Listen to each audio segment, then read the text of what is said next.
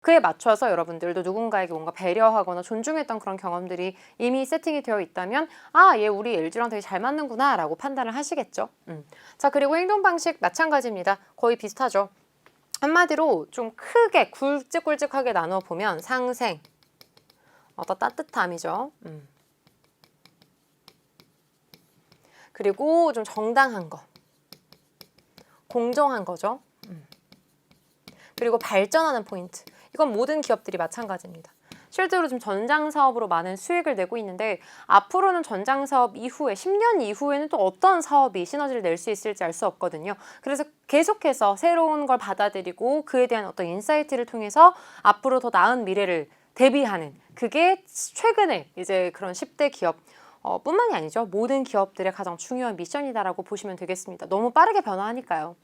자, 인재상을 볼게요. 인재상이 사실 가장 중요하고 여러분들이 자소서에 많이 넣으셔야 될 포인트들이거든요. 자, 크리에이티브, 팀워크를 이루며 자율적이고 창의, 자율창의 요게 좀 중요하거든요. 자율창의, 자율적이고 창의적으로 내가 뭔가를 노력하는 것. 그리고 이노베이션, 고객을 최우선으로 생각하고 끊임없이 혁신하는 사람. 고객 최우선에 대한 부분은 아까 말씀드렸던 것처럼 상생, 뭐 공정, 정정당당 이런 부분들이랑도 연결이 되어 있습니다.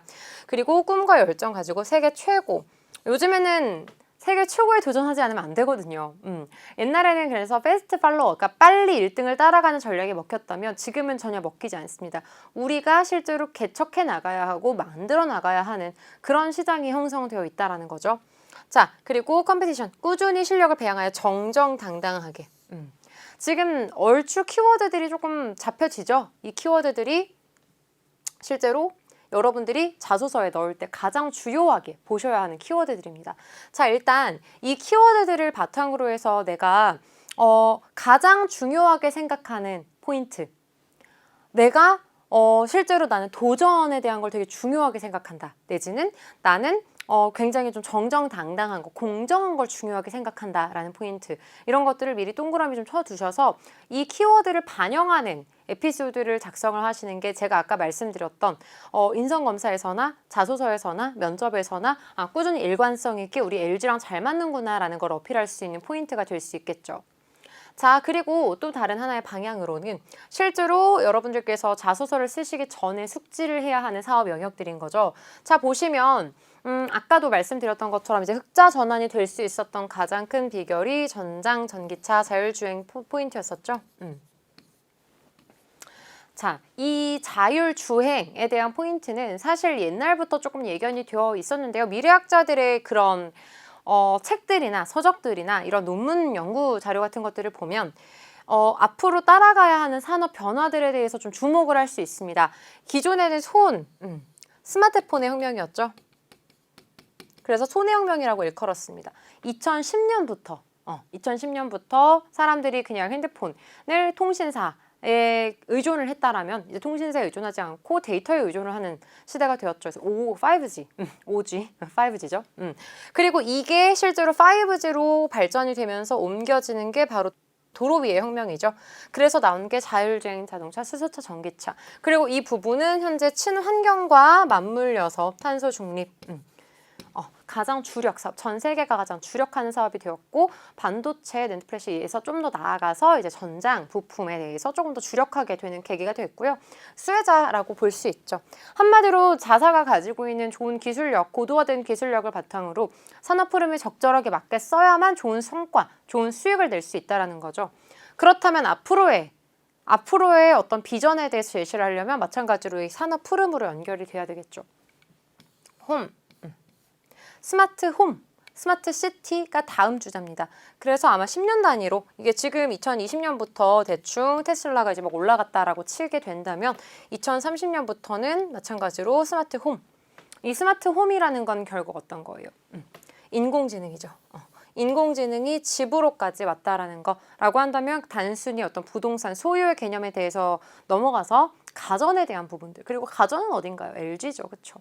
그래서 계열사의 시너지 효과를 만들어낼 수 있는 부분들, 그리고 새로운 변화를 받아들일 수 있는 포인트들이 여기 연결이 되는 거죠. 그래서 최근에 이제 온라인 언택트 마케팅, 그리고 오프라인 마케팅 좀 더 이노텍이 이제 고객들에게 더 많은 걸 홍보를 하기 위해서. 사실 이노텍이 이제 여러분들은 지원을 하시는 분들이라 알겠지만 사실 고객들 입장에서는 잘 모르실 수 있는 게 B2B 기업이죠. 부품에 대한 부분들이니까. 그렇지만 어쨌거나 우리의 기업 이미지를 좀 더 알리겠다라고 해서 최근에 이제 인사이드 유어 라이프 존, 그래서 일상생활에 녹아드는 이노텍의 제품들을 소개하는 그런 파트가 있었는데요. 이게 이제 앞으로 스마트 홈이랑도 연결을 되어질 수 있겠죠. 그래서 여기에 들어가는 시스템이 우리 이노텍에서 만든 거다라는 식으로 해서 앞으로 이제 산업 변화를 주도해 나가고 이끌어갈 수 있는 포인트로 연결이 되는 거고요. 그 이후에 다음 주자가 바로 바이오, 몸. 그래서 뭐 지금은 병원을 가고 실제로 어떤 기계를 우리가 활용해서 직접 우리가 병원에 가서 검사를 받아야 하고 피를 뽑아야 하는 그런 상황이지만 이제 나의 건강을 체크를 하기 위해서 최근에 이제 헬스케어에 대해서 굉장히 관심이 많죠. 점점 이 산업 영역 흐름에 따라가고 있다라는 거예요. 그렇죠. 이럴 때 이제 이노텍이 어떤 개발을 할 수 있을지 이런 부분들을 여러분들이 조금 포커스를 맞추고 주목을 하고 계신다면 자소서를 쓰시거나 면접 때 여러분들이 인사이트를 좀 더 주도적으로 세계 최고가 되기 위해 노력하는 LG 이노텍의 방향성으로 제시를 해주실 수 있겠죠. 자, 그리고 최근에는 ESG 관련해서는 면접에서도 정말 많이 나옵니다. 이번 자소 항목에선 나오지 않았지만 ESG 관련한 어떤 관심, 탄소 중립에 대한 부분들, 그리고 최근 신재생 에너지에 관련된 논쟁들 부분들도 원자력에 대한 부분들이 조금 논쟁이 이슈가 되고 있죠. 이러한 부분들에 대해서도 조금 알고 계셔야만 이 ESG에 대해서 제대로 말씀을 하실 수 있기 때문에 우선 산업 흐름, 그래서 미래학자들이 쓴 책이라던가 아니면 ESG 관련된 서적 같은 부분들은 꼭 읽어보셔서 면접이나 자소서에서 조금 더 제대로 된 인사이트를 제시를 해주실 필요가 있을 것 같습니다. 자, 그리고 사업의 다각화. 이게 여기랑 연결이 되는 거죠. 계속해서 어떤 채널을 우리가 더 만들어 나갈 수 있을지, 그게 실제로 이제 마케팅, 최근에 이제 온오프라인 마케팅 채널을 확대한 부분이랑도 연계가 되어 있는 거죠. 그래서 계속해서 잘 팔리는 고부가 가치 사업들을 우리가 좀 더 주력하는 것뿐만 아니라 좀 더 사업의 영역을 넓혀가는 것들이 필요하다 정도로 생각을 해주시면 좋을 것 같고요.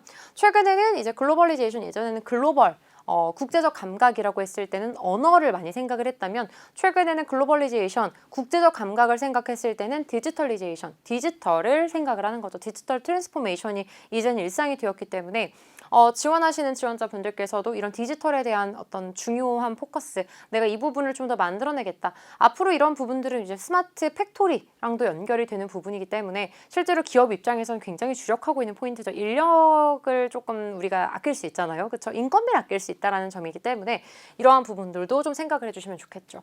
그러면 전반적인 이런 LG 이노텍을 둘러싼 여러 가지 산업 분야, 특히 이제 전공, 뭐 부품 쪽이라던가 R&D라던가 뭐 엔지니어 쪽, 이쪽 지원자분들은 개발, 솔루션 이런 분들은 일단 직무 관련해서 앞으로 어떤 기술력을 필요로 하는지 이런 기본적인 직무, 전문성에 대해서 포커스도 맞추셔야 하고요. 그리고 이렇게 사업 영역이 앞으로 어떻게 흘러갈지를 아셔야만 지원 동기를 잘 쓰실 수 있다는 거.